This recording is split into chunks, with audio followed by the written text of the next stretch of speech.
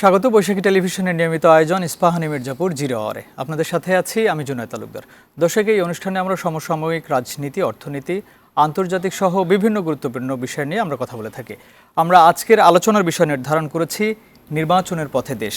এই বিষয় নিয়ে কথা বলার জন্য স্টুডিওতে আমার সঙ্গে দুজন অতিথি উপস্থিত আছেন। আমার পাশেই আছেন মোহাম্মদ মোস্তফা জামান, সদস্য সচিব, ঢাকা মহানগর উত্তর বিএনপি, এবং আমার পাশে আছেন এস.এম. শাহরিয়ার, যুগ্ম মুখ্য সংগঠক, জাতীয় নাগরিক পার্টি। আপনাকে স্বাগত জানাচ্ছি। দর্শক, মূল আলোচনায় যাব তার আগে বৈশাখী টেলিভিশনের আজকের প্রধান শিরোনামগুলো দেখে আসি। বৈধ ভোটার 12,61,00,000-এরও বেশি জানালো নির্বাচন কমিশন। ইসির নিবন্ধনে প্রাথমিক বাছাই উত্তীর্ণ এনসিপি, আমজনগণ সহ 16 দল। আগামী নির্বাচন গণতন্ত্র প্রতিষ্ঠার প্রথম ধাপ বললেন তারেক রহমান। ফেব্রুয়ারির ভোটে আপত্তি নেই জামায়াতের। বিদেশে আওয়ামী লীগের ষড়যন্ত্রে লক্ষ্য রাখছে সরকার, জানালেন প্রেস সচিব। আওয়ামী লীগ আপনি জানেন একটা তাদের কার্যক্রম ব্যান করা হয়েছে বাংলাদেশে। তারা বাইরে কি করছে আমাদের অবশ্যই আমরা মনিটরিং করছি। নিউ মার্কেট থেকে বিপুল সংখ্যক অস্ত্র উদ্ধার, রিমান্ডে 9 জন।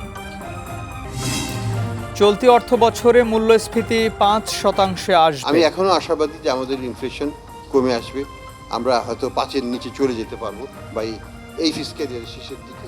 এটা আমাদের প্রত্যাশা এবং এটা আমাদের হবে বলে আমি আশাবাদী।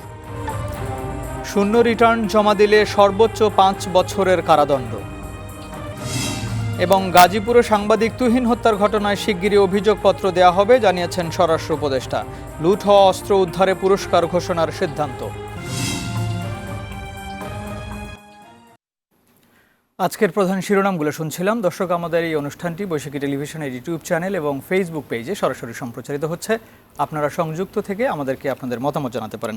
আমরা আলোচনা শুরু করব। প্রথমে এস.এম. শাহরিয়ার, আপনাকে দিয়ে শুরু করতে চাই। আজকে নির্বাচন কমিশন থেকে আমরা ভোটার তালিকার একটি আপডেট পেয়েছি। সেখানে বৈধ ভোটার 12,61,00,000-এরও বেশি নির্বাচন কমিশন জানিয়েছেন। এবং তার চেয়েও আরেকটা যে গুরুত্বপূর্ণ বিষয় বলতে চাই আপনাদের জন্য, ইসির নিবন্ধনে প্রাথমিক যে বাছাই, সেই বাছাইয়ে আপনাদের এনসিপি সহ আরও 16টি দল সেখানে উত্তীর্ণ হয়েছে। সেই বিষয় নিয়ে একটু শুনতে চাই আপনার কাছ থেকে। জি, ধন্যবাদ আপনাকে। প্রথমত বাছাইতে যে উত্তীর্ণ হয়েছে এটা আমাদের জন্য একটা ভালো সংবাদ অবশ্যই, যে আমরা প্রাথমিক বাছাই উত্তীর্ণ হয়েছি। কিন্তু এখানে আমরা বরাবরই বলে এসেছি যে এটার একটা কনটেক্সট আছে। কনটেক্সটটা হচ্ছে যে আরপিওর উপর ভিত্তি করে দল নিবন্ধনের যে প্রক্রিয়া নতুন করে করা হয়েছিল শেখ হাসিনার সময়, সেই আরপিওটি কিন্তু হচ্ছে ইটসেলফ সংবিধান বিরোধী। আমরা এখন পর্যন্ত সেই আরপিওর বিরোধিতা করি। কারণ আপনি এইখানে নিবন্ধনের প্রক্রিয়ার জন্য আমরা দেখতে পেয়েছি যে অনেক ভুইফোর রাজনৈতিক দল নিবন্ধন হয়েছে। আমি নিজে ব্যক্তিগতভাবে সরাসরি দলের নিবন্ধন প্রক্রিয়া কার্যক্রমের সাথে সংযুক্ত ছিলাম, টিমের সাথে। সো আমরা সকল ডকুমেন্টস সব কিছু সঠিকভাবে প্রসিড করা সত্ত্বেও এবং হচ্ছে সকল ডকুমেন্ট সাবমিট করা সত্ত্বেও একেবারে নির্বাচন কমিশন সেগুলোকে পুঙ্খানুপুঙ্খভাবে যাচাই বাছাই করেছে এবং এখনও তারা করছে। আমাদের যে হচ্ছে জেলা উপজেলা পর্যায়ে যে অফিসগুলো আছে সেখানে হচ্ছে তারা বিভিন্ন সময় নিয়মিতভাবে সেগুলো ভিজিট করছেন, সেগুলো ইন্সপেকশন করছেন। প্রক্রিয়া আমরা যে একদম সঠিক প্রক্রিয়াটি মেনে নিবন্ধন পাচ্ছি, এটি আমাদের জন্য অত্যন্ত আনন্দের এবং এটা আমাদের অন্যতম বড় কনফিডেন্সের জায়গা। কিন্তু এখন পর্যন্ত আমরা বলে যেতে চাই যে একটি দলের নিবন্ধন প্রক্রিয়ার আরপিওর যে প্রক্রিয়াটি, এই প্রক্রিয়াটি কখনো গণতান্ত্রিক না এবং এটি হচ্ছে এই দেশে সকলের যে রাজনীতি করার অধিকার, সেই অধিকারটিকে ক্ষুণ্ণ করে এবং এই আরপিওর বিরোধিতাটি আমরা করে যাব। এই আরপিওর বিরোধিতা খোদ বেগম খালেদা জিয়া নিজে করেছেন এবং একে একটি কালাকানুন হিসেবে বিএনপি তখন চিহ্নিত করেছিল। কিন্তু এখন আমরা বিএনপির সেই অবস্থানটি দেখতে পাচ্ছি না। অর্থাৎ হচ্ছে আমি সুযোগ পাচ্ছি বলে একটা কালাকানুনকে মেনে নেওয়া উচিত না। তাই নিবন্ধন পেলেও আমাদের স্টেটমেন্টটি এখনও থাকবে যে এই কালাকানুনটি অবশ্যই সংশোধন করতে হবে এবং এই নির্বাচন কমিশনের যে গঠন প্রক্রিয়া, সেই গঠন প্রক্রিয়া নিয়ে এখনও প্রশ্নের জায়গা রয়েছে। এখানে হচ্ছে সেই জায়গা থেকে সরকারকে নির্বাচন কমিশনের যে গঠন প্রক্রিয়া এবং পরবর্তী কার্যক্রম, সেই জায়গাগুলো আমরা নিয়মিত নজর রাখছি এবং আমরা বোঝার চেষ্টা করছি যে নির্বাচনের প্রক্রিয়াটিকে তারা কতটুকু স্বচ্ছ করতে পারে, কতটুকু নিরপেক্ষ করতে পারে। এখনও তো আপনারা বরাবরই বলছেন যে বর্তমান যে নির্বাচন কমিশন, তাদের প্রতি আপনাদের আস্থাটাও কম, আপনারা এটা বলছেন। যদিও তারা এখনও কোনো নির্বাচন আয়োজন করেনি বা তারা যে কোনো কাজ করতে পারেনি, এরকম কোনো প্রমাণ এখনও নেই। তারপরেও কেন বলছেন যে না, এই নির্বাচন কমিশন আপনারা আস্থা রাখতে পারছেন না কেন? ধন্যবাদ আপনাকে। দেখেন, আপনি যদি হচ্ছে আজকে জনাব তারেক রহমান সাহেবের বক্তব্যটি দেখেন, ওনার কাছে এটা কিন্তু ওনার কাছেও স্পষ্ট যে এই ফেব্রুয়ারি নির্বাচনটি হচ্ছে বাংলাদেশের গণতন্ত্রের জন্য অত্যন্ত গুরুত্বপূর্ণ একটি প্রক্রিয়া যে নির্বাচনটি হতে যাচ্ছে। তো এই নির্বাচনটি হওয়ার আগে নির্বাচন কমিশনের ক্যাপাসিটি যাচাই করার প্রয়োজন রয়েছে। আপনি বলেন 5ই আগস্টের আগে নির্বাচন কমিশনের কি কি ক্ষমতা ছিল না যেটি নতুন করে এই সরকার এসে নির্বাচন কমিশনকে দিতে পেরেছে? কোনো সংস্কার নেই, কোনো ধরনের কোনো ভাবে নতুন করে নির্বাচন কমিশনকে ক্ষমতায়িত করা হয়নি। তার মানে আমরা দেখতে পেয়েছি যে এই ক্ষমতা নিয়ে নির্বাচন কমিশনের পক্ষে কোনো সুষ্ঠু নির্বাচন আয়োজন করা সম্ভব না যদি রাষ্ট্রের অন্যান্য অর্গানগুলো তাকে সহযোগিতা না করে। এটি কিন্তু গণতন্ত্রের পথে বাধা। তার মানে এই নির্বাচন কমিশনকে নতুন করে ক্ষমতায়িত করার, আমরা নির্বাচন কমিশনের যে সংস্কারগুলো নিয়ে আমরা সংস্কার কমিশনে আলোচনা করেছি এবং যে সংস্কার প্রস্তাবনাগুলো নিয়ে আমরা কাজ করেছি সেগুলোর বাস্তবায়ন ব্যতীত এই নির্বাচন কমিশনের কিন্তু এককভাবে সেই সক্ষমতাটি এখনো হয়ে ওঠেনি, কারণ এখন পর্যন্ত তার নতুন করে কোনো ভ্যালু অ্যাড হয়নি, প্রথমত। দ্বিতীয়ত, আপনি এই নির্বাচন কমিশনে যেখানে হচ্ছে আগামী জাতীয় নির্বাচনটি বাংলাদেশের গণতন্ত্র, বাংলাদেশের সার্বভৌমত্ব, বাংলাদেশের স্থিতিশীলতা প্রত্যেকটির জন্য অত্যন্ত গুরুত্বপূর্ণ, সেই নির্বাচন হওয়ার আগে আমরা বারবার বলে এসেছি যে একটা লিটমাস টেস্ট প্রয়োজন। এর জন্য আমরা বলেছি আপনার স্থানীয় সরকার নির্বাচনটি করুন। স্থানীয় সরকার নির্বাচনের মাধ্যমে যে ত্রুটিগুলো পরিলক্ষিত হতো সেই ত্রুটিগুলো সংশোধন করার সুযোগ থাকতো এবং সেগুলো সংশোধন করার মধ্য দিয়ে আমরা একটি সুষ্ঠু এবং নিরপেক্ষ জাতীয় নির্বাচন আয়োজনের যে বন্দোবস্ত, যে হচ্ছে আয়োজন, সেটি আমরা নিশ্চিত করতে পারতাম। সেই লিটমাস টেস্টটিও সরকার করতে পারেনি কিংবা করেনি বিভিন্ন রাজনৈতিক পক্ষের চাপের কারণে। তো এই জায়গাতে অনেক বড় সন্দেহের জায়গা রয়েছে। আমরা বললাম তো যে আমরা লক্ষ্য রাখছি নির্বাচন প্রক্রিয়ার উপর। শেষ পর্যন্ত যদি এই নির্বাচন বাংলাদেশের সাধারণ মানুষের জন্য আরেকটি হঠকারী সিদ্ধান্ত হয়, এতে বাংলাদেশের প্রত্যেকটি রাজনৈতিক দল ক্ষতিগ্রস্ত হবে। এবং যারা মনে করছেন যে এই নির্বাচন সকল সমস্যার সমাধান, এই নির্বাচনের মধ্য দিয়ে যদি নির্বাচন সুষ্ঠু না হয়, যদি নির্বাচন হচ্ছে আপনার নিরপেক্ষ না হয়, এই নির্বাচনের মধ্য দিয়ে বাংলাদেশ আরো জটিলতম পরিস্থিতির দিকে ধাবিত হবে। জি, আপনাকে ধন্যবাদ এস এম শাহরিয়ার। মোস্তফা জামান, আপনার কাছে আসতে চাই। নির্বাচন ফেব্রুয়ারির মাসেই হবে এবং সেটা রমজানের আগে, যেটা বিএনপি চেয়েছিল। লন্ডনে যে প্রধান উপদেষ্টার সঙ্গে বিএনপি চেয়ারপারসন, ভারপ্রাপ্ত চেয়ারম্যানের যে মিটিং হয়েছিল, সেখানে এ বিষয় নিয়ে কথা হয়েছিল। সেইভাবেই নির্বাচনগুলো এখন হচ্ছে। তো যে প্রক্রিয়ায় এগোচ্ছে এবং নির্বাচনের যে ধাপে ধাপে প্রতিটা ধাপে এগোচ্ছে, তাতে কি মনে হচ্ছে বিএনপি সন্তুষ্ট কিনা? ধন্যবাদ আপনাকে, ধন্যবাদ আমার সহ আলোচক ভাইকে এবং ধন্যবাদ আমাদের দর্শকদেরকে। আপনি ঠিকই বলেছেন, আমাদের দেশের প্রধান উপদেষ্টা গত মাসের 13 তারিখে আমাদের পার্টির ভারপ্রাপ্ত চেয়ারম্যানের সাথে লন্ডনে যে বৈঠক করেছিল, সেখানে সিদ্ধান্ত হয়েছিল যে ফেব্রুয়ারি মাসে নির্বাচন দিবে।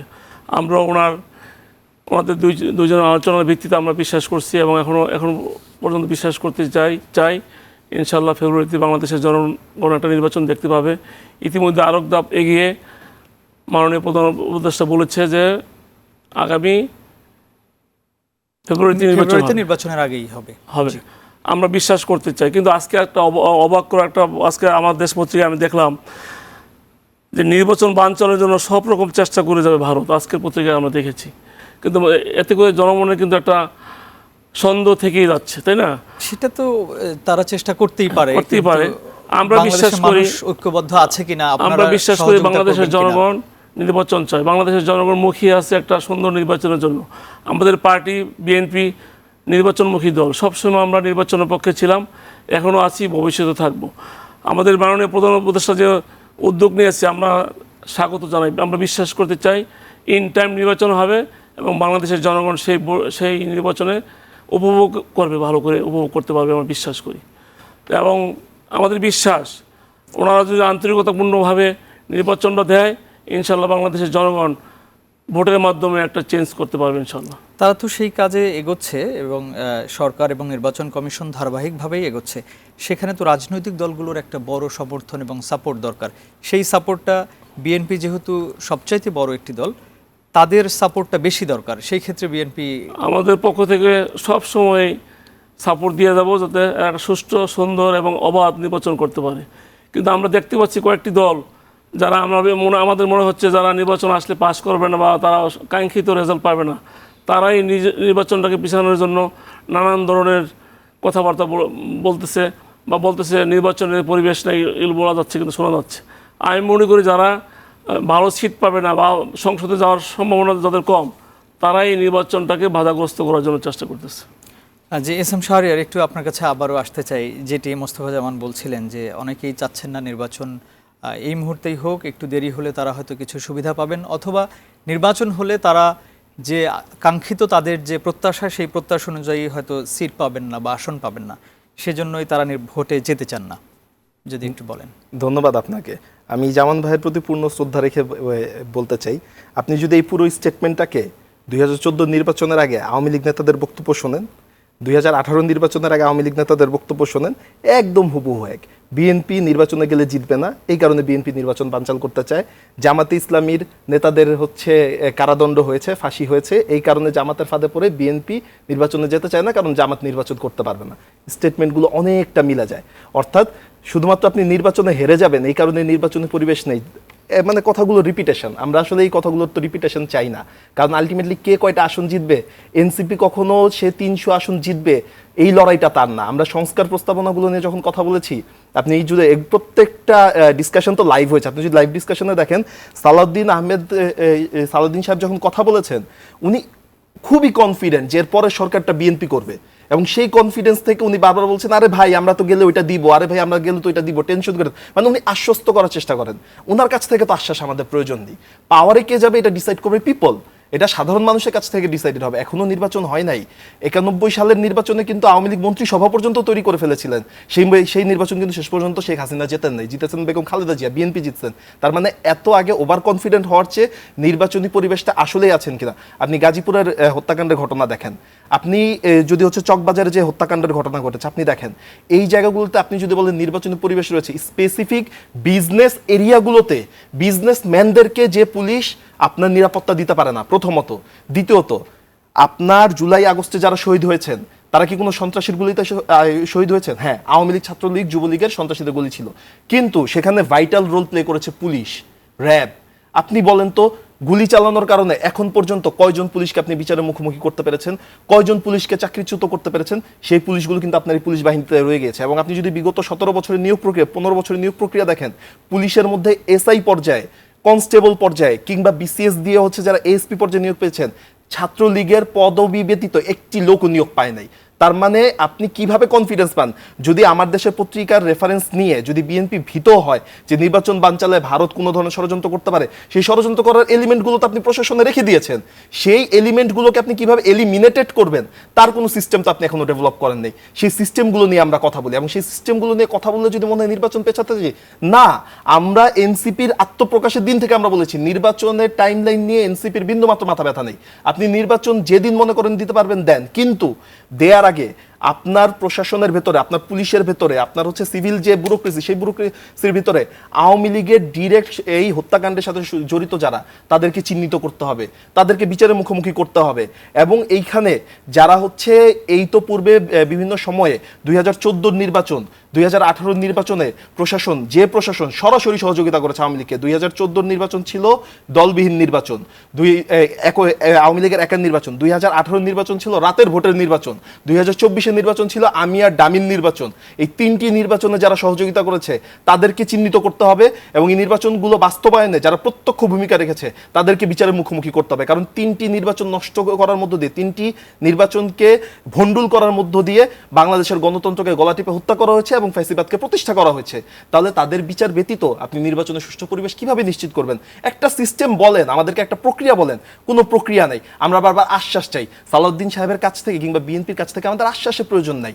তারা যদি দল গঠন করে, তারা যদি সরকার গঠন করে, সরকার গঠন করার পর যদি তারা আবার হচ্ছে ফ্যাসিস্ট হওয়ার চেষ্টা করে, আমরা জানি ফ্যাসিজমকে কিভাবে ফাইট করতে হয়। সো তারা সরকার গঠন করবে কি করবে না সেই আশ্বাস আমরা চাই না। তাদের কাছ থেকে আশ্বাস চাই, তাদের কাছ থেকে কমিটমেন্ট দরকার, মিউচুয়াল কমিটমেন্ট দরকার। যেই কমিটমেন্ট তিনিও ব্রেক করতে পারবে না, যে কমিটমেন্ট আমিও ব্রেক করতে পারবো না। এবং সেই কমিটমেন্টটা একটা সিঙ্গেল পয়েন্টে দরকার, যে বাংলাদেশের প্রত্যেকটা মানুষ ভয় ডরহীনভাবে নির্বাচনের দিন ভোটে অংশগ্রহণ করতে পারবে।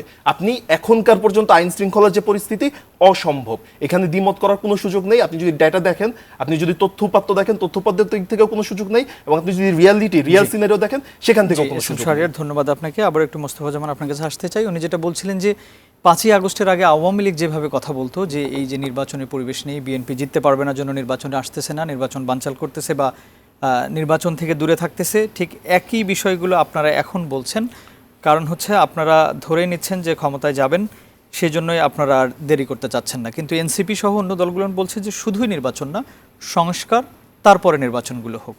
আমরা তো এরকম ধরে নিচ্ছি না যে আমরা ক্ষমতায় আসবো। আমাদের মূল আন্দোলন হচ্ছে জনগণ দীর্ঘ 70 বছর এই দেশের জনগণ ভোট দিতে পারেনি। আমাদের মূল কথা হচ্ছে জনগণ তাদের ন্যায্য অধিকার যে ভোটের ব্যবস্থা এটা আমরা ফিরিয়ে আনতে চাই। এই ভোটের মাধ্যমে যে ক্ষমতায় আসে আসুক, এনসিপি আসলে ওয়েলকাম, জামাত আসলে ওয়েলকাম, বিএনপি আসলে ওয়েলকাম। আমরা চাই জনগণ যেন ভোটটা দিতে পারে। তাদের ন্যায্য অধিকার থেকে দীর্ঘদিন আমরা বঞ্চিত ছিলাম। আমাদের আন্দোলন ছিল, আমাদের ভারপ্রাপ্ত চেয়ারম্যান বলেছে আমাদের বিএনপিকে ক্ষমতা আনতে হবে। এই ধরনের কোনো আমাদের উদ্দেশ্য নেই। আমাদের মূল উদ্দেশ্য হচ্ছে বাংলাদেশের জনগণ যেন তাদের ন্যায্য অধিকারটা ভোটটা প্রয়োগ করতে পারে, স্বাধীনভাবে ভোট কেন্দ্রে গিয়ে ভোটটা দিতে পারে। এটা হচ্ছে আমাদের মূল লক্ষ্য উদ্দেশ্য। ভাই বলেছে এনসিপি আমরা ভীত, যে আমার দেশ পত্রিকার যে রিপোর্ট এসেছে আজকে আমরা ভীত। বিএনপি কোনো অবস্থায় আমরা ভীত না, আমরা শঙ্কিত না। এটা আমাদের একটা আশঙ্কা যে বহির্বিশ্ব এই নির্বাচনটা বানচাল করার চেষ্টা করতে পারে। আমরা যদি দেশের সকল জনগণ চাই, ঐক্যবদ্ধভাবে থাকি, কোনো শক্তি, কোনো পরাশক্তি আমাদেরকে এই নির্বাচন থেকে দূরে রাখতে পারবে না। আমরা সরকারকে সবসময় সহযোগিতা করতে চাই। আমরা এখন পর্যন্ত বিশ্বাস করি এই সরকারের মাধ্যমে একটা সুষ্ঠু নির্বাচন হওয়া সম্ভব। ডক্টর ইউনূসের নেতৃত্বে যে সরকার আছে, আমরা তাদেরকে সহযোগিতা করব, আমাদের পার্টি সহযোগিতা করবে। আমরা দেশের সবাই মিলে তাদেরকে সহযোগিতা করতে চাই। তারা যেন সুন্দর একটা ভোটের ব্যবস্থা করে, দীর্ঘ 17 বছর যে ভোটের ব্যবস্থাটা ছিল না, শেখ হাসিনা ভাই বলেছে 3টা পর্যায়ে যে এইভাবে ভোট হয়েছে, রাতের ভোট হয়েছে, নির্বাচন হয়েছে, এই ধরনের ভোট যেন না হয়। আমরা সবাই মিলে যদি চেষ্টা করি, ভোটের মাধ্যমে যে আসে আসুক না কেন, আমরা চাই দেশের জনগণ ভোট কেন্দ্রে গিয়ে যাতে ভোটটা দিতে পারে। আমাদের মূল উদ্দেশ্য হচ্ছে এটা। জি, তারেক রহমান আজকে বলেছেন খুব শীঘ্রই দেশে আসছেন। জি, এখন আমরা মাঝে মাঝে কিছু সময় দেখছি যে দেশে যে বিভিন্ন জায়গায় চাঁদাবাজি হচ্ছে এবং সেখানে বিএনপিরও অনেকের নাম আসতেছে।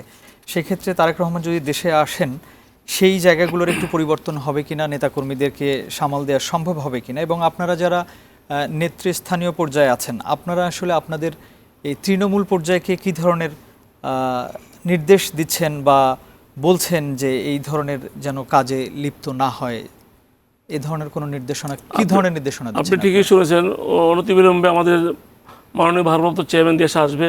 আমরা এটা শুনেছি। ইনশাল্লাহ আমরা আশা করি উনি দেশে এসে বিএনপির হাল ধরবে এবং দেশের মানুষের পাশে থেকে দেশ সেবা করার সুযোগ পাবে, এই আমার বিশ্বাস। আর চাঁদাবাজি সম্পর্কে যেটা বলেছেন আপনারা, আমরা অনেক সময় পত্রিকার মাধ্যমে দেখেছি এবং বিভিন্ন জায়গায় দেখছি 2-1 জায়গায় চাঁদাবাজির এরকম ঘটনা ঘটেছে। কিন্তু আমরা ইনকোয়ারি করে দেখেছি যারা এই 5ই আগস্টের পর যারা অন্য পার্টি করছে, অনেক সময় ছাত্রলীগ করেছে বা অন্য কোনো পার্টি করেছে, তারা বিএনপিতে অনুপ্রবেশ করার চেষ্টা করে তারা চাঁদাবাজি করে বিএনপির ঘাড়ে অপরতা চাপিয়ে দেওয়ার চেষ্টা করেছে। আমরা সাথে সাথে বিভিন্ন জায়গায় আমরা এটা আইনের আশ্রয় নিয়েছি। আর যদি আমাদের দলের 2-1 থেকেও থাকে, আমরা সাথে সাথে বহিষ্কার করেছি, তাদেরকে আইনের হাতে তুলে দিয়েছি। আমরা এই চাঁদাবাজির ব্যাপারে জিরো টলারেন্স। আমাদের পার্টির চেয়ারম্যান বলেন, আমরা বলি আমরা সর্ব অবস্থায় আমরা যাতে কেউ কোনো চাঁদাবাজি করতে না পারে, সমাজে বিশৃঙ্খলা করতে না পারে, অন্যায় করতে না পারে, জনগণকে কষ্ট দিতে না পারে, আমরা সর্বাত্মকভাবে চেষ্টা করেছি। আমাদের পার্টিরও সিদ্ধান্ত, কোনো অবস্থাতে কোনো চাঁদাবাজের স্থান বিএনপিতে নাই। আমরা সবসময় আমাদের সর্বশক্তি দিয়া আমরা চেষ্টা করতেছি আমরা যাতে এই ধরনের কোনো অন্যায়, কোনো অপরাধ সংগঠিত না হয়, আমরা চেষ্টা করতেছি।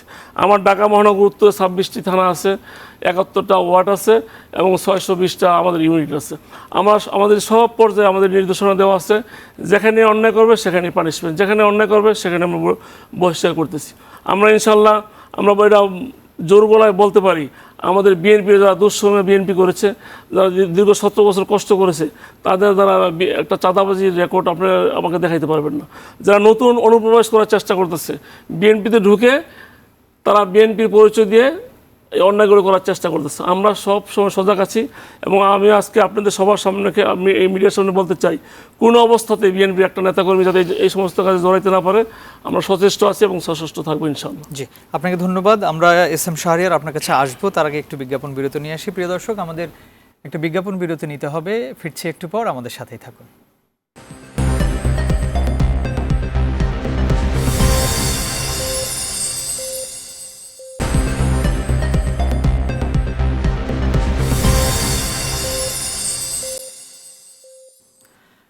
আবারও স্বাগত ইস্পাহানি মির্জাপুর জিরো আওয়ারে। প্রিয় দর্শক, আমরা কথা বলছিলাম নির্বাচনের কথা, নির্বাচন নিয়ে আলোচনা করছিলাম। এবার একটু এস এম শাহরিয়ার আপনার কাছেই যেতে চাই। নির্বাচন যেহেতু হচ্ছেই, আমরা একটু আইন শৃঙ্খলা নিয়েও কথা বলতে চাই। বর্তমান যে আইন শৃঙ্খলার অবস্থা আমরা দেখছি, তাতে নির্বাচন সুষ্ঠুভাবে করা সম্ভব কিনা, এই অবস্থা যদি থাকে, এবং এই যে আইন শৃঙ্খলায় যারা এখন নিয়োজিত আছেন, আপনি যেহেতু বলছিলেন যে আগের সরকার যারা ছিলেন তাদেরই বেশিরভাগ লোকজন এখনও প্রশাসনের মধ্যে আছে, তো তাদেরকে দিয়ে নির্বাচন করাটা সম্ভব কিনা বা কিভাবে করা যেতে পারে একটু আপনার কাছ থেকে জানতে চাই। জি ধন্যবাদ আপনাকে। দেখেন, যদি প্রশাসনের আলাপটা তো দিলাম যে এখানে হচ্ছে আপনার আওয়ামীপন্থী যারা রয়েছে তাদেরকে বিচারের মুখোমুখি করতে হবে। শুধু তারা আওয়ামীপন্থী এই কারণে না, কারণ তারা অপরাধী, এই কারণে তাদেরকে বিচারের সম্মুখীন করতে হবে, প্রথম কথা। দ্বিতীয় কথা হচ্ছে আমরা নির্বাচন কমিশন সহ যে সংস্কার প্রস্তাবনা, দেখেন জুলাই সনদ এখনো হয়নি, 8 তারিখ জুলাই সনদ হওয়ার কথা, এবং জুলাই ঘোষণাপত্র কিন্তু সকল যে বিপ্লবী ছাত্র জনতা তাদের যে আকাঙ্ক্ষা সেটি কিন্তু পূরণ করতে পারে না। আমরা এখানকে দেখেছি সরকারকে, এই অন্তর্বর্তীকালীন সরকারকে বিএনপি দিকে একটি আপোষকামী মনোভাব রাখতে। জুলাই সনদ এখন আসে নাই, সো আমরা তো জানিই না যে কোন বেসিসের উপর ইলেকশন হবে। আজকে আমি যে আপনাকে একটা মডেল বলবো, আমি যে আপনাকে বলবো যে দেখেন আপনার এই জিনিসগুলো আমরা চেঞ্জ করার ব্যাপারে ঐক্যমত হয়েছে, এই জিনিসগুলো আমরা চেঞ্জ করে ফেলি তাহলে নির্বাচনটা সুষ্ঠু হবে, সেই জুলাই সনদ এখন পর্যন্ত আসলো না, কিন্তু আলোচনাটা নির্বাচনের দিকে চলে গেল। এবং আপনি দেখবেন যে আমাদের যে ব্যুরোক্রেসি, সেই ব্যুরোক্রেসির হচ্ছে একদম ইনহেরেন্ট একটা সমস্যা আছে। তারা হচ্ছে যদি মনে করে যে মানে কেউ ক্ষমতায় আছে কিংবা কেউ ক্ষমতাশীল হতে যাচ্ছে তার প্রতি বায়াসনেস কাজ করে। কারণ কি? কারণ এই ব্যুরোক্রেসিকে তো আপনি হচ্ছে আলাদা করতে পারেন না, এই ব্যুরোক্রেসির জন্য তো আপনি কোনো মডেল ডেভেলপ করতে পারেন নাই। যে আপনার একটা সচিবের যে প্রমোশন, একজন ইউনো প্রমোশন পেয়ে যে সচিব হবে, আপনি তো কোনো মেরিটোক্রেসি বেসিসে তো কোনো প্রসেস ডেভেলপ করতে পারেন নাই। সো আলটিমেটলি সেখানে চাটুকারিতার ভিত্তিতেই হয়। একজন এএসপি যে পুলিশের আইজিপি পর্যন্ত হবে সেখানে দলের লেজুর বৃত্তির মধ্য দিয়েই হয়। এই কারণ যেটা হয় সেখানে বায়াসনেস কাজ করে। সেই বায়াসনেস রুখবেন কিভাবে? এটা প্রশাসনের আলাপ। আচ্ছা, এবার এই আলাপকে বাদ দিলাম, এই আলাপ নিয়ে তো অনেক আলোচনা হলো। এবার দল হিসেবে তো বিএনপিকে একটা মেজর রোল এখানে প্লে করতে হবে। ভাই জামান ভাই সহযোগিতার কথা বললেন, সহযোগিতা কিভাবে করবেন? দলের ভিতর বিন্দুমাত্র শৃঙ্খলা নিশ্চিত করতে পারছেন না, কারণ এই যে চাঁদাবাজির ঘটনা, আমরা তো যেগুলো হত্যার দিকে যাই সেগুলো নিয়ে আসি। আপনি ন্যাচারালি তাকান তো, আপনি আজকে এখান থেকে মহাখালী থেকে বের হবেন, Mohakhali bus stand, Mohakhali rail gate থেকে শুরু করে ফার্মগেট পর্যন্ত যান, আপনি বলুন তো যতগুলো স্ট্যান্ড আছে, যতগুলো বাজার আছে, কারা কন্ট্রোল করছে? অর্থাৎ আপনি এখন পর্যন্ত 1 বছরে কিন্তু তাদেরকে নিয়ে আসতে পারেন নাই কোনো নীতিমালার আন্ডারে। দল হিসেবে আপনি তাদেরকে এই কাজগুলো থেকে নিবৃত্ত করতে পারেন নাই, বরং অনুপ্রবেশকারীর কথা শুনছি বারবার। না ওই হচ্ছে আপনার রিপিটেশন শুনি, মানে মনে হয় একই সুর, মানুষগুলো বদলে গেল। কারণ কারণ কারণ আমরা আওয়ামী লীগের, আমি শেষ করি, কারণ হচ্ছে আওয়ামী লীগ নেতাদের মুখে শুনেছি যে যারা আওয়ামী লীগ করে তারা তো অনেক ভালো, কিন্তু সমস্যাটা হচ্ছে শিবির থেকে যারা আওয়ামী লীগের ভেতর অনুপ্রবেশকারী তারা এই সকল অপরাধ সংগঠিত করে। আমরা কিন্তু আওয়ামী লীগের সময় একদম ক্লিয়ার স্টেটমেন্ট শুনেছি। এই অনুপ্রবেশকারীদেরকে আপনারা ঠেকাতে পারছেন না কেন?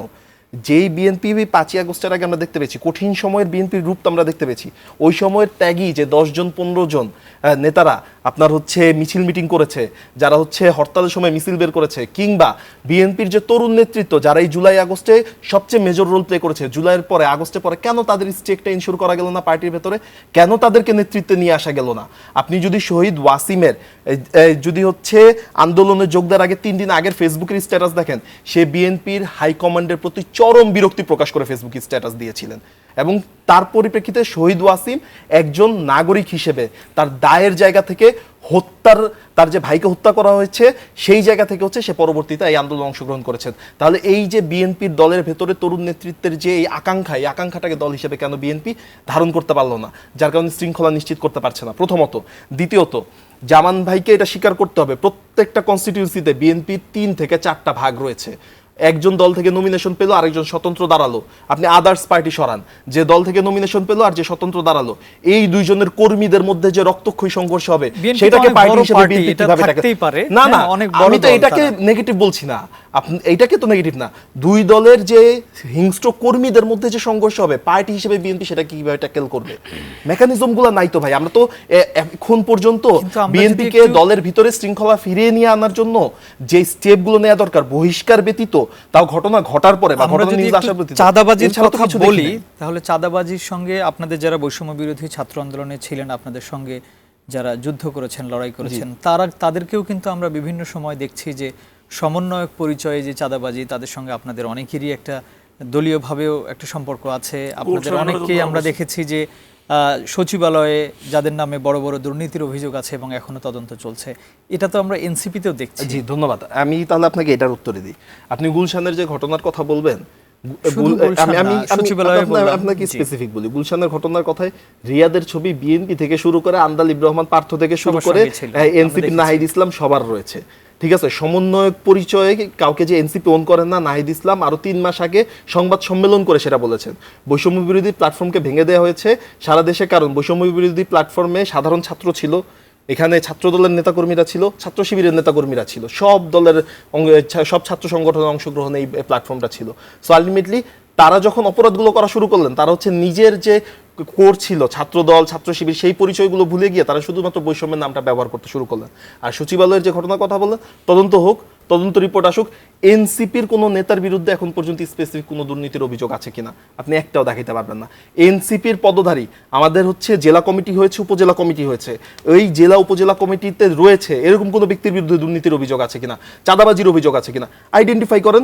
দল হিসেবে আমরা শুধুমাত্র তাদের অব্যাহতি দিই না, তাদের যেন আইনি বিচার নিশ্চিত হয়, তাদেরকে যেন আইন শৃঙ্খলা বাহিনী বিচার প্রক্রিয়ার মধ্যে নিয়ে আসে, সেইটিও আমরা দল হিসেবে এনশিওর করি। আমরা এই ধরনের স্টেপগুলো অন্যান্য পার্টির কাছে এক্সপেক্ট করি, প্রথম কথা। আর দ্বিতীয় কথা হচ্ছে জামান ভাইয়ের কাছে একটু যাব। আচ্ছা, আমি জাস্ট ছোট্ট করে শেষ করি, একেবারে লাস্ট লাইন, যে দলীয় শৃঙ্খলা নিশ্চিতে বিএনপি কি করতে পারে, যেটা নির্বাচনী সহিংসতাকে রুখতে পারে, সেটা আমাদেরকে বলতে হবে। কারণ আপনি হাটে মাঠে ঘাটে 5ই আগস্টের আগে যেদিকেই তাকিয়েছেন সবই আওয়ামী লীগ দেখেছেন, এবং এখন হাটে মাঠে ঘাটে, সাধারণ মানুষের কথা বলছি না, হাটে মাঠে ঘাটে যা দেখেন সবই বিএনপি করে। তাহলে এই সন্ত্রাসীদেরকে আপনি কিভাবে ভোটের সময় নির্বৃত্ত করবেন, এবং নতুন করে ব্যালট বক্স চুরি হবে না, ব্যালট বক্স দখল হবে না, ভোট কেন্দ্র দখল হবে না, এগুলোকে কিভাবে এনশিওর করবেন, সেই নিশ্চয়তা এবং সেই প্রক্রিয়া লাগবে আমাদের। মোস্তফা জামান, আপনি এস এম শাহরিয়ার ওনার কথা শুনছিলেন, নিশ্চয়ই সেগুলোর হয়তো আপনি কিছু উত্তর দিবেন। আমি পাশাপাশি একটু বলি যে জামায়াত ইসলামী আজকেও বলেছে পিআর পদ্ধতিতে নির্বাচন না হলে তারা আন্দোলনে যাবে, সেটাও বলেছে। আরেকটা জিনিস একটু আপনাকে বলে রাখি, একটা তথ্য নিশ্চয় আপনার কাছেও আছে, কলকাতায় পার্টি অফিস করেছে আওয়ামী লীগ। এই দুটি বিষয়টি একটু শুনতে চাই, সাথে যদি আপনি ওনার প্রশ্নের কিছু উত্তর দেন। ধন্যবাদ আপনাকে। আপনি জামাত ইসলাম সম্পর্কে ঠিকই বলেছেন, তারা পিআর পদ্ধতিতে নির্বাচন না হলে তারা আন্দোলনে যাবে বলছে, আমরাও শুনেছি। যে জনগণ যদি চায় পিআর পদ্ধতি, আমাদের কোনো আপত্তি নেই। জনগণ না চাইলে তো কোনো সুযোগ নেই। এই দেশের জনগণের, এই দেশটার মালিক হচ্ছে জনগণ। আমি তো মনে করি বাংলাদেশের মেজর পোর্শন এই পিআর পদ্ধতি চাচ্ছে না এই মুহূর্তে, এবং এই পিআরের সাথে জনগণ পরিচিত না। আমরাও আমাদের সাধারণ পার্টির নেতাকর্মীরা পিআরের সাথে সম্পৃক্ত না। আমরা এই বাংলাদেশ সৃষ্টি হওয়ার পর থেকে এই পর্যন্ত কোনো নির্বাচনের পিআর পদ্ধতি হয়নি। আশেপাশে যে কোনো দু একটা দেশে হয়েছিল, তারা সেই পিআর থেকে ব্যাক করতেছে। যেহেতু এটা কার্যকরী না বা এটা ভালো না মনে করার কারণেই ওই দেশের জনগণ পিআর থেকে ফিরে এসেছে। সুতরাং আমাদের দেশের জনগণ যদি না চায়, এটা আমরা কীভাবে সম্ভব? জনগণের সিদ্ধান্তের বাইরে তো আমাদের যাওয়ার কোনো সুযোগ নাই। এটা পার্টিকুলার জামাত ইসলাম যদি না যায়, এটা তাদের পার্সোনাল ইস্যু, কিন্তু আমরা পিআর পদ্ধতি চাচ্ছি না, দেশের জনগণ চাচ্ছে না, এই দেশবাসী চাচ্ছে না। সুতরাং আমরা পিআর জামায়াত যদি নির্বাচনে না যায় অথবা তারা আন্দোলনে যায়, সেই ক্ষেত্রে কি পরিস্থিতি তৈরি হতে পারে? সেই যখন পরিস্থিতি সৃষ্টি হবে, দেশবাসী এটা দেখবে, দেশবাসী এবং সবাই মিলে এটা সিদ্ধান্ত নেবে কী করা যায়। আমরা দেশের স্বার্থে যা করা প্রয়োজন আমরা তাই করবো ইনশাল্লাহ।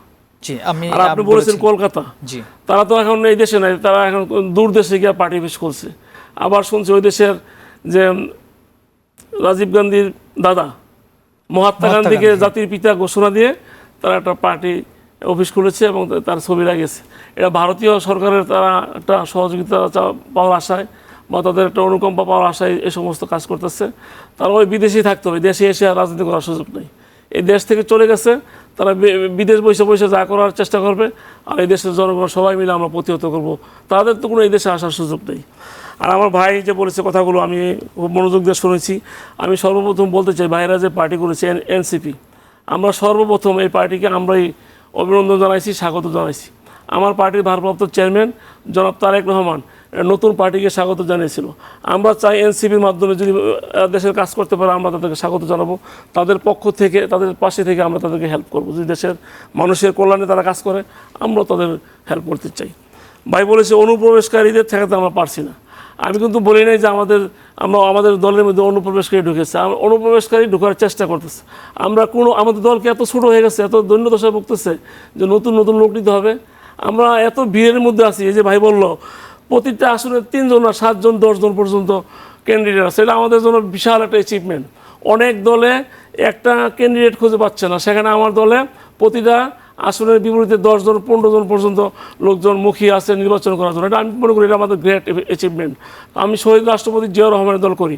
এই শহীদ রাষ্ট্রপতি জিয়াউর রহমান এত বড় বিশাল দল, তাদের নেতাকর্মীর অভাব নেই, লক্ষ লক্ষ নেতাকর্মী আছে। এই জন্য তারা নির্বাচন করার জন্য সবাই চেষ্টাই করতে পারে, সবাই যোগ্য। এবং আমার পার্টির ভারপ্রাপ্ত চেয়ারম্যান যাকে মনোনয়ন দিবে আমরা সবাই মিলে তার জন্য কাজ করব। এখানে আমাদের মধ্যে কোনো বিরোধ নাই, আমাদের মধ্যে কোনো ঝগড়াঝাটি নাই। আমরা পার্টির চেয়ারম্যানের নেতৃত্বে আমাদের বিএনপি আমরা ঐক্যবদ্ধ আছি এবং ঐক্যবদ্ধ থাকবো ইনশাল্লাহ। প্রশাসনের মধ্যে আওয়ামী লীগের লোকজন আছে, আমিও একমত থাকতেই পারে। চলেন আমরা সবাই মিলে ওদেরকে ফাইন্ড আউট করি, ওদেরকে আইনের আশ্রয় নিয়ে আসি, ওদেরকে মুখোমুখি করি। আমাদের প্রয়োজন হলে সংস্কার করি, দ্রুত সংস্কার করি, আমরা নির্বাচনের পথে দাবিত হই। সংস্কার তো কতদিন লাগে? এটা তো বছরের পর বছর সংস্কার করার দরকার নাই। নির্বাচনের পরে আবার প্রয়োজন হলে আবার সংস্কার করব, আবার প্রয়োজন হলে আমরা আবার সংস্কার করব। এটা একটা ধারাবাহিক প্রক্রিয়া। যখন সংস্কারের প্রয়োজন হবে আমরা করবো, দেশের স্বার্থে সংস্কারের প্রয়োজন আসতেই পারে, আমরা সবসময় করবো ইনশাল্লাহ। বিএনপি সরকারের সাথে আপোষ করতেছে এরকম আমার ভাই বলল, অবশ্যই যদি সরকার ভালো কাজ করে, দেশের পক্ষে যদি কাজ করে আমরা সরকারকে সাপোর্ট দিব। আর এই শেখ হাসিনা তো দেশের পক্ষে কাজ করে নাই, আমরা সবাই মিলে, আপনারা সবাই মিলে, আমরা সবাই মিলে শেখ হাসিনা কিন্তু এই দেশ থেকে বিতরণ করতে পেরেছি। কারণ কি, আমাদের দেশের সকল জনগণ আমরা ঐক্যবদ্ধ ছিলাম, স্বৈরাচারের বিরুদ্ধে ছিলাম, শেখ হাসিনার বিরুদ্ধে ছিলাম, এই জন্য আমরা পারছি। এই সরকারও যদি আমাদের পক্ষে, দেশের পক্ষে কাজ করে, আমরা সবাই মিলে এই সরকারের পক্ষে কাজ করব। আর এই সরকার যদি স্বৈরাচারী মনোভাব নিয়ে কাজ করে, তারা যদি দেশের জনগণের পক্ষে কাজ না করে, আমরা এই সরকারের পক্ষে থাকবো না। এখন সরকারের পাশে থাকতে চাই, আমরা বিশ্বাস করি সরকার একটা সুন্দর ফেয়ার নির্বাচন দিবে, আমরা বিশ্বাস করছি, এই জন্য আমরা সরকারের পাশে থাকতে চাই। আবার যদি তাদের কার্যক্রমে, তাদের আচরণে আমরা যদি মনে করি তারা সঠিক সময়ে নির্বাচন দিবে না, দেশবাসীর পাশে এই সরকার থাকবে না, তখন আমরা সরকারের পাশে থাকবো না। এটা আমাদের বিএনপির মূল কাজ বলে আমি মনে করি। জি, আমরা আবারও একটা বিজ্ঞাপন বিরতির সময় হয়েছে। বিরতির পর এস এম শাহরিয়ার আপনার কাছে জানতে চাইবো যে নির্বাচনের ঘোষণা হওয়ার পরে এই জুলাই ঘোষণাপত্র এবং জুলাইয়ের যে আপনার হচ্ছে সনদ, এটা কি একটু আড়ালে চলে গেল কিনা, বা এটা একটু আলোচনার বাইরে চলে গেল কিনা, এই বিষয়টাই আপনার কাছে এসে জানতে চাইবো। প্রিয় দর্শক, ইস্পাহানি মির্জাপুর জিরো আওয়ারে নিচ্ছে আরও একটি বিরতি, ফিরছে একটু পর, আমাদের সাথেই থাকুন।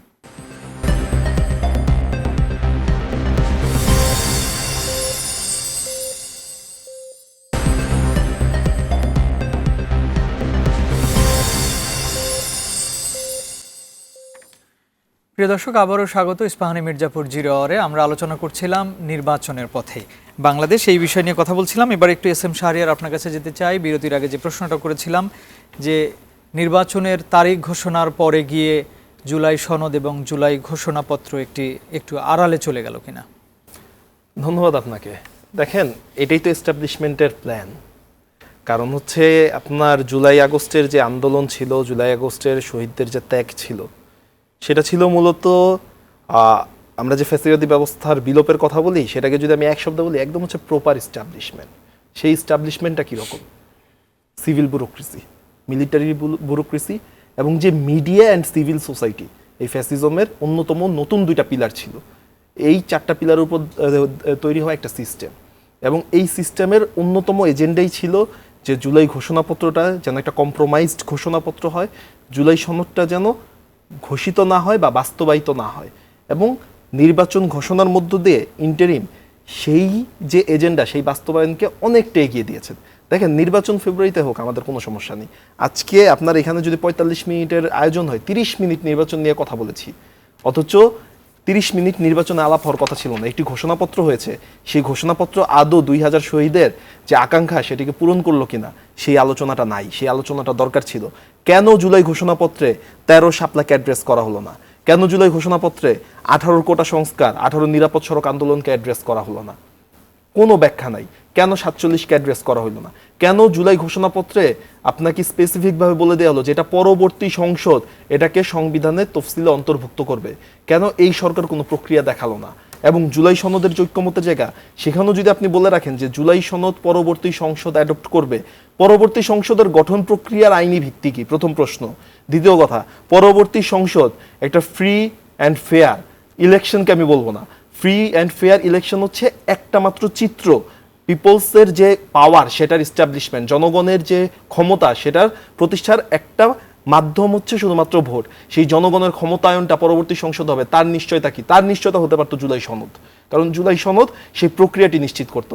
এখন আপনি জনগণের প্রকৃত ক্ষমতায়নের মধ্য দিয়ে যে সংসদটি গঠিত হবে, সেই সংসদের হাতে আপনি জুলাই সনদের বাস্তবায়ন ছাড়তে পারেন। কিন্তু জুলাই সনদের ন্যূনতম বাস্তবায়নের জন্য আপনি যদি জনগণের ক্ষমতায়নের মধ্য দিয়ে সংসদের গঠন প্রক্রিয়া নিশ্চিত না করতে পারেন, যেটাকে আমরা মৌলিক সংস্কার বলছি, সেটিও যদি আপনি করতে না পারেন, তাহলে পরবর্তী সংসদকে আপনি সংসদের হাতে জুলাই সনদকে ছেড়ে দেওয়ার কোনো মানে হয় না।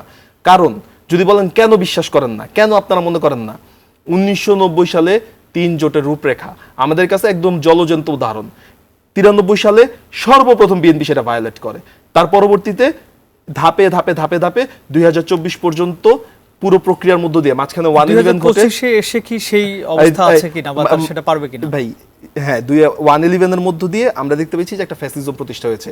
আপনি 2025 যদি ভিন্ন প্রেক্ষাপটের কথা বলেন, তাহলে কি আমরা 2025 ধরেন আমার ফ্যাসিজম পিকে ছিল, মানুষের আত্মত্যাগের মধ্য দিয়ে আমরা একটা গণতান্ত্রিক প্রক্রিয়া তৈরি করতে যাচ্ছি, এখন তো ফ্যাসিজম এক্সিস্ট করে না। এখন কি আপনি আবার একই কনটেক্সট সেট করবেন যেন মানুষ আবার 10 বছর পরে যেন আবার ছাত্র জনতা রক্ত দেয়?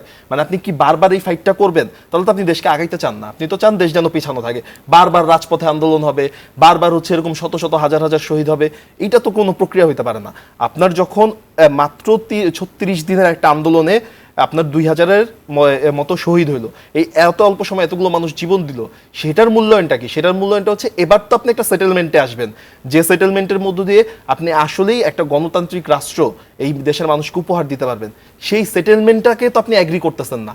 এবং আমি বলবো এই যে জুলাই ঘোষণাপত্র এবং জুলাই সনদের আলোচনা পিছিয়ে গেল, total establishment including one of the biggest party of Bangladesh, BNP, সকলের সম্মিলিত প্রয়াসের মধ্য দিয়েই এই আলোচনাটাকে পিছিয়ে দেওয়া হচ্ছে। কিন্তু দুঃখজনক হলেও সত্যি, এই আলোচনা যদি পিছিয়ে দেয় শুধুমাত্র এই আন্দোলনে অংশগ্রহণকারী বৈষম্য বিরোধী ছাত্র আন্দোলনের নেতৃত্বদানকারী, যাদের নেতৃত্বে এই জুলাই গণঅভ্যুত্থানটি হয়েছে, শুধুমাত্র এর নেতারা অস্তিত্ব সংকটে পড়বেন না, এর মধ্য দিয়ে বাংলাদেশের সার্বভৌমত্ব, বাংলাদেশের গণতন্ত্র, সবার আগে গণতন্ত্র হুমকির সম্মুখীন হবেন। গণতন্ত্রের হুমকির মধ্য দিয়ে বাংলাদেশের রাজনৈতিক দলগুলো ক্ষতিগ্রস্ত হবে এবং বিএনপি সবচেয়ে বেশি ক্ষতিগ্রস্ত হবে। কারণ বিএনপি যদি মনে করে আওয়ামী লীগের মতো ফরম্যাটে তারা হচ্ছে পাওয়ার এস্টাবলিশমেন্ট তৈরি করতে হবে, কখনো সম্ভব না। কারণ বিএনপির কালচারাল এস্টাবলিশমেন্ট নাই। বিএনপিকে সেটা বুঝতে হবে। বিএনপির আওয়ামী লীগের যে মুজিববাদ রয়েছে, এই মুজিববাদের থ্রুতে আওয়ামী লীগের এই ঢাকা শহরে 100টা ইনস্টিটিউশন এখনো এক্সিস্ট করে যারা আওয়ামী ন্যারেটিভ সার্ভ করে। বিএনপির একটা ইনস্টিটিউশন নাই যারা বিএনপির ন্যারেটিভ সার্ভ করতে পারে। তার মানে দল হিসেবে বিএনপি সবচেয়ে বেশি ক্ষতিগ্রস্ত হবে, অন্যান্য পার্টিগুলো ক্ষতিগ্রস্ত হবে, গণতন্ত্র ক্ষতিগ্রস্ত হলো, রাজনৈতিক দলগুলো ক্ষতিগ্রস্ত হলো। এর মধ্য দিয়ে সার্বভৌমত্ব হুমকির মুখ হবে। কারণ পুরো দেশে যখন নৈরাজ্য মতো একটি পরিস্থিতি তৈরি হবে, সেখানে তৃতীয় শক্তি, ইন্টারনাল ফোর্স হোক, এক্সটার্নাল ফোর্স হোক, তারা সেখান থেকে বেনিফিট নিবে এবং আলটিমেটলি বাংলাদেশের মানুষ ক্ষতিগ্রস্ত হবে। ধন্যবাদ। এই কারণে জুলাই ঘোষণাপত্র সনদের আলোচনাটাকে যে পিছিয়ে দেওয়ার চেষ্টা করা হচ্ছে, এই আলোচনার মধ্য দিয়ে বাংলাদেশকে ক্ষতি করা হচ্ছে এবং নির্বাচনের আলোচনাটাকে এমন ভাবে ফোকাস করা হচ্ছে, মোস্তফা জামান একটু আপনার কাছে আসতে চাই। আলটিমেটলি আপনি ডেমোক্রেসি এস্টাবলিশ করতে পারবেন। শাহরিয়ার বলছিলেন যে এই জুলাই ঘোষণাপত্রকে যদি ঠিকমতো এস্টাবলিশ করা না হয়, আখেরে এটা বিএনপিকেই অনেক বেশি সমস্যায় পড়তে হবে। সেই বিষয়টাও একটু শুনতে চাই, সাথে আরও কিছু প্রশ্ন আছে, এটা একটু শুনে আসি। না, এটা ঠিকই আপনি বলেছেন। জুলাই সনদ যারা আন্দোলন করেছে তাদের আমরাও চাই জুলাই সনদটা দ্রুত দেওয়া হোক।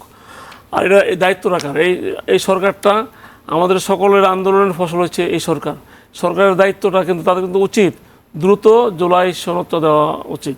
কেন এটা আন্দোলন করে নিতে হবে? কেন এটা তাদের উচিত দ্রুত ইনকোয়ারি করে বা যেখানে যা প্রয়োজন সব তাদের প্রয়োজনীয় কাজ সম্পন্ন করে অতি দ্রুত জুলাই সনদটা দেওয়া উচিত। এটা আমিও বিশ্বাস করি, আমাদের পার্টিও এটা বিশ্বাস করে।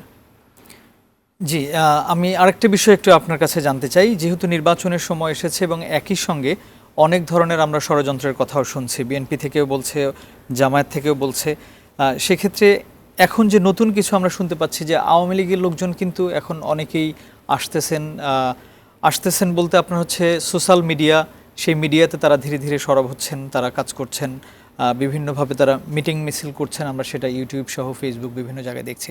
এবং একই সঙ্গে দেশের মধ্যে আমরা শুনলাম যে বিভিন্ন জায়গায় তাদেরকে গেরিলা ট্রেনিং দেয়া হচ্ছে। এই তথ্যগুলো আপনাদের কাছে আছে কিনা এবং আপনারা এগুলো নিয়ে কোনো কাজ করছেন কিনা? এই তথ্য আমাদের কাছে আছে, আপনাদের কাছে আছে। ইতিমধ্যে আপনারা দেখেছেন এই যে বসুন্ধরায় গেরিলা ট্রেনিং দিচ্ছিল এক মেজর, এবং সেখান থেকে 22 জন ধরা হয়েছে। আমি সরকারকে ধন্যবাদ দিতে চাই যেন তারা এই উপযুক্ত সময়ে সঠিক কাজটা করতে পেরেছে। আওয়ামী লীগ কিন্তু এই দেশ থেকে বিতাড়িত হয়ে গেছে। এই আওয়ামী লীগ এই দেশটাকে মনে করে একটা শত্রু দেশ। তারা তো চেষ্টা করবে নির্বাচন বানচাল করার জন্য, এই দেশটা যেন ধ্বংস হয়ে যায়, এই দেশটা যেন তলিয়ে যায়, এই দেশটা যেন অকার্যকর হয়, এই দেশটাকে যাতে আরও খারাপ পজিশনে নেওয়া যায়, আওয়ামী লীগ চেষ্টা করবে, এটাই স্বাভাবিক। আমরা যদি সবাই মিলে দেশবাসী চেষ্টা করি, ইনশাল্লাহ আওয়ামী লীগের কোনো ষড়যন্ত্রই কাজে আসবে না। ইতিমধ্যে আমরা দেখতে পাচ্ছি যে আপনারা যেটা বলেছেন, আমরা মিডিয়ার মধ্যে দেখতে পাচ্ছি ওরা বিভিন্ন জায়গায় সংগঠিত হচ্ছে, বিভিন্ন জায়গায় ছোটোখাটো মিছিল দিয়ে দৌড় দিচ্ছে, বিভিন্ন জায়গায় আরও বড় ধরনের ধ্বংসাত্মক কাজের জন্য তারা রেডি হচ্ছে, বিভিন্ন প্ল্যাটফর্ম থেকে তারা চেষ্টা করতেছে। আমরা দেশপ্রেমিক জনতা যদি আমরা ঐক্যবদ্ধভাবে থাকি, আমাদের সবাই মিলে সব পার্টি যদি এক থাকি, আওয়ামী লীগ কোনো অবস্থাতেই তারা দাঁড়াতে পারবে না। আমি এটা বিশ্বাস করি। আমাদের উচিত এই দেশ থেকে আওয়ামী লীগ ধ্বংস করে গেছে। এই দেশে বিচার ব্যবস্থা কোন, তারপরে বিভিন্ন সংস্থা কোন, সব প্রতিষ্ঠানগুলো ধ্বংস হয়ে গেছে। আমাদের দেশের স্বার্থে আমাদের সবাই মিলে, আমরা তো দেশপ্রেমিক সংগঠন। আপনাকে বলছি আমি ভাই, আপনারা তো যে সংগঠন করেছেন আমরা দেশের স্বার্থে করেছেন। আমরা সবাই মিলে যদি আওয়ামী লীগকে ঠেকানোর চেষ্টা করি, ইনশাআল্লাহ আওয়ামী লীগ এই দেশে আসার সুযোগ নাই। আমরা বিশ্বাস করি যদি মন থেকে এবং আমরা দৃঢ়ভাবে কাজ করে যাই, আওয়ামী লীগ এই দেশে আর কোনো সুযোগ নেই। আওয়ামী লীগটা আমি আবার বলছি, এই আওয়ামী লীগটা এই দেশটাকে ধ্বংস করেছে, এই সমাজটাকে ধ্বংস করেছে, এই দেশবাসীকে অনেক ক্ষতি করেছে। দেশের মানুষের লক্ষ লক্ষ কোটি টাকা মেরে তারা বিদেশে পাচার করেছে। হাসিনা যাওয়ার পূর্বে তার দু একজন আত্মীয় স্বজন ছাড়া কোনো নেতাকর্মীদেরকে নিয়ে কিন্তু যায় নাই। তার কোনো নেতা বড় বড় সিনিয়র কর্মীদের, যারা জুনিয়র কর্মী আছে তাদেরকেও জানা নেই, দেশবাসীকেও জানা নেই, শুধু তার পরিবারের সদস্যদেরকে নিয়ে সে পালাইছে। এই হাসিনা কোনো অবস্থাতে চাইবে না এই দেশটা উন্নতি হোক। আমরা সংগঠিত হয়ে যদি কাজ করি, ইনশাল্লাহ হাসিনার পক্ষে কোনো অবস্থাতেই কোনো ধ্বংসাত্মক কাজ করতে পারবো না। আমরা শুধু ঐক্যবদ্ধ থাকতে হবে। আমরা একটা জায়গায় এক থাকি না কেন, দেশের স্বার্থে আমরা সবাই এক থাকি, আমরা ঝগড়াঝাটি না করি, দেখবেন হাসিনা কোনো অবস্থাতেই দেশের কোনো ক্ষতি করতে পারবে না, এটা আমার বিশ্বাস। অনেকেই তো বলছেন যে আপনাদের যে কমিটিগুলো হচ্ছে বিভিন্ন জেলা উপজেলায়, সেখানে আওয়ামী লীগের বা বিভিন্ন তাদের যে দলীয় সংগঠন, সেই সংগঠনের বিভিন্ন লোকজন আপনাদের কমিটিতেও ঢুকছে বা অনেকেই সহায়তা করছেন এই বিষয়গুলোতে। আমরা সর্বোচ্চ যাচাই বাছাইয়ের মাধ্যমে কমিটি করে থাকি। ভুলভ্রান্তি হইলে তো একটা হইতে পারে, আমাদের নজর আসলে সাথে সাথে এগুলি বন্ধ করে দিই। ঢাকা শহরে আমি মেম্বার সেক্রেটারি, আমার সব আহ্বায়ক হচ্ছে আমিনুল হক সাহেব। আমরা এখানে 620টা ইউনিট করছি, তৃণমূলের কমিটি করছি, তারপরে 71টা ওয়ার্ড কমিটি করেছি, তারপরে 26টা থানা কমিটি করেছি। সব জায়গায় আমরা যাচাই বাছাইয়ের মাধ্যমে করেছি এবং সেখানে ওপেন সম্মেলন করে জনগণের ভোটের মাধ্যমে করেছি। তারপরেও তো আমরা ভুলের ঊর্ধ্বে না, দু একটা ভুল হইলে আমরা সাথে সাথে কারেকশন করে ফেলি। জি, আপনাকে ধন্যবাদ। এস এম শাহরিয়ার, আপনার কাছে একটু ছোট করে শুনতে চাই, আপনি কিছু যদি বলতে চান শেষ আমাদের। ধন্যবাদ। শেষে যদি এক লাইনে বলি, আসলে ঐক্যমতটা তো দরকার। দেশের স্বার্থে আওয়ামী লীগ প্রশ্নে, ফ্যাসিবাদ প্রশ্নে আমাদের ঐক্যমত থাকতে হবে। আমরা সেই ঐক্যমতের জন্য আমরা চাই সব রাজনৈতিক দলগুলো ঐক্যমতে থাকুক, সেই চাওয়ার জায়গাটি আছে।